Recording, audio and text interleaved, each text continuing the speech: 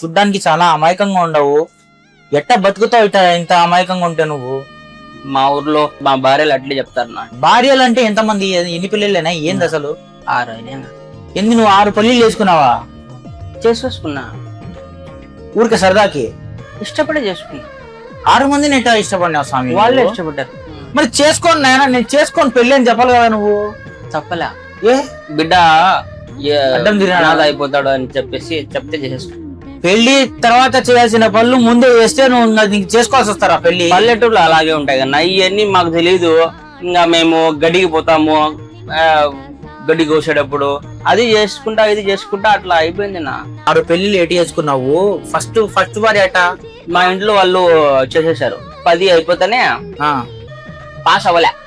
యాడైతే నువ్వు ఇట్లా గడ్డిలు యాడంటే ఆడ పోయి గడ్డిలు తీసా అంటే ఊర్లో ఊర్లో అదే ఎక్కువ అన్నా. ఇప్పుడు నువ్వు ప్రాబ్లం ఏదో చెప్పుకుందామని వచ్చినావు. చెప్తా, ఇది ఊసే చెప్తున్నా. నా పేరు అరుణ్. అరుణ్, నాకు 6 పెళ్లిళ్ళు అయినాయి. చేసుకున్నా ఎందుకు స్వామి నువ్వు?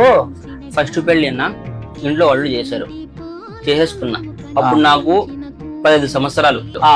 ఊర్లో ఖాళీగా బేకార్గా తిరుగుతున్నాడు, పెళ్లి చేద్దాంలేరా, పెళ్లి చేద్దామని పల్లెటూరులో అట్లా చేస్తారు నా. పెళ్లి చేశారు, ఏమన్నా చేసేసుకున్నా. మళ్ళీ నాకు 18 పడినాయి.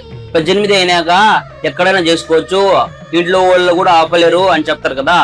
అట్లా చెప్తే నేను లవ్ చేసి ఒకటి చేసేసుకున్నా. ఆమె పేరు ఏం పేరు?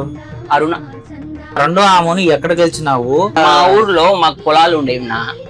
ఈమె వచ్చింది గడ్డి కోసేకి పొలాల్లో.